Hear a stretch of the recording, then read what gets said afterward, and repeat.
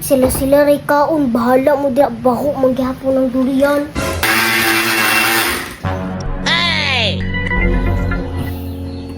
Lami no! Lami lagi pa! Min, ikaw lagi na kanan mo. Laayo ni mo min uy. Sa kwarto ko magkaon ani aron di mo mangayo. Jasmine, Kisi, kumusta naman yung ko sa exam? Bidamay ba ka na Min? Agay! Wow! 1/10! Nana ko ka bright pa. Bright kiday ka no? Oh, sige, barayan lang sa mga bright ha. Ikaw Kisi, pila may score ni mo? Uy, otropod, nangamatis, nagpula-pula. Ayo, Bre? Salon, Bre? dili sa mo ha, ipadayon niyo pagka-bright ha. Sige pa. Kay gawso na ko kayo ayon to ha. Bright ta jud na to tino. Bright kapon buwan ra magikuha nimo. Wala na. Uy, paring mo ni. Oy, pre! Si Toyo pre. Pre! Kita ka ni, durian, para sa imo ha. Wow, dakuha na pre uy. Pero isa pre. Ano naman kay durian niya wala mo kay punuan? Unsay pagtuon nimo, pre? Kung wa day punuan, dili day makadurian. Sa ato pa, asa na ikan mo pre? Ay, nasigyaw-yaw dia. Ikaw payatagan, daghan pagpangutaan na. Ah sige, basta kay hatag man kanay mo na sa kuha. Pa, unsa na pa? Sa? Unsa din na? Ay, si paring buni kitagaan pa niyang durian. Unsa man, pre? Dawaton mo dili, kay ako na lang niiuli. Ayo pre, lami kay na pre. Pa, ipauli na lang na pa. Ano man? Di man gapon kumukaw na ng durian kamo raman.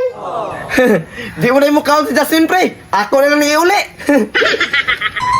Hoy pre, amin ang durian ba kay lami kay na? Unsay lami, di man gapon kumukaon.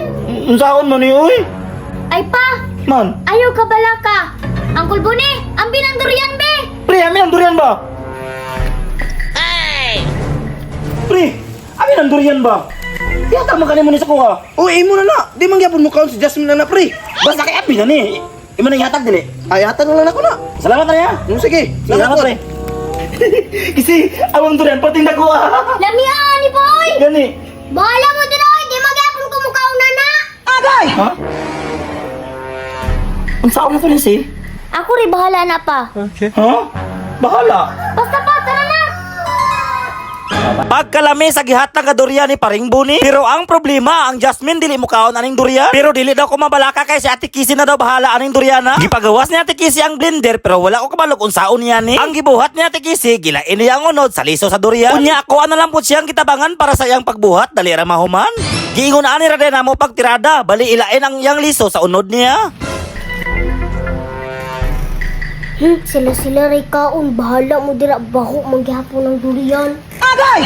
Pastila ning bata, kalami aning durian pero dili gyud bit niya ang lasa. Maunay ginaingon nga dili tanang tao nga ganahan sa usa ka butang. Pa, sigurado si Jasmine mukaon na jud ani. Saan ni mo si? Basta trabahoan akong ipatrabaho sa imuha pa. Unya naglibog pagyud ko ani mga orasa kung unsay buhaton namo aning duriana. Mauna ni tanan ang iyang unod ug maupo ni ang iyang liso. Nahimuot ko ani mga orasa kay samtang naglain mi sa mga unod sa durian. Ang Jasmine wa nakasabot sa baho sa durian.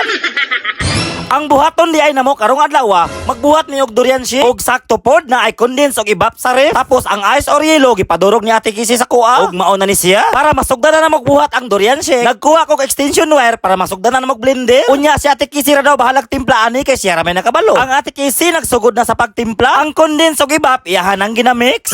Paminaw na ko murag lami gyud ba kay tanawar ko na o ang gatas perting daghana. Og siya rog dili mo kaon si Jasmine ani pagkahuman para mahalo ang condense og ibap ato aning ukayo-kayon.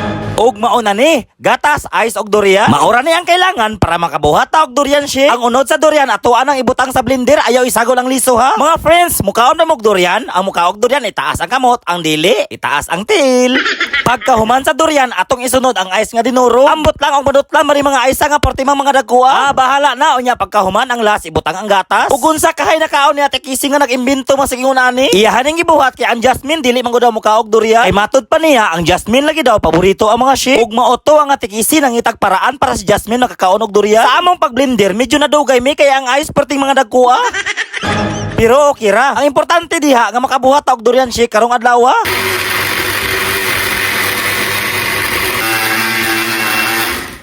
Og sa wakas, sa among pagblender na humana, og mauna ni siya. Kay si Ate Kisi ramay nakabalo lagi ani, og maotong ina-check niya og okay na ba? Unya Ate Kisi, okay na. Aw, okay naman day, ato na ning isulod sa baso. Tanawar ako na kung unsa ka perfect among pagbuhat. So yummy. Oh no. Mukaon ba ka si Jasmine ani nga durian shake man ni? Kay dili man ko daw siya mukaon og durian. Dili siya mukaon og durian pero paborito niya mga shake. Og wow, mauna ni siya. Ready to eat na. Paminaw na ko murag lami gyud kayo ni ba kay ang durian gisagulan og gatas.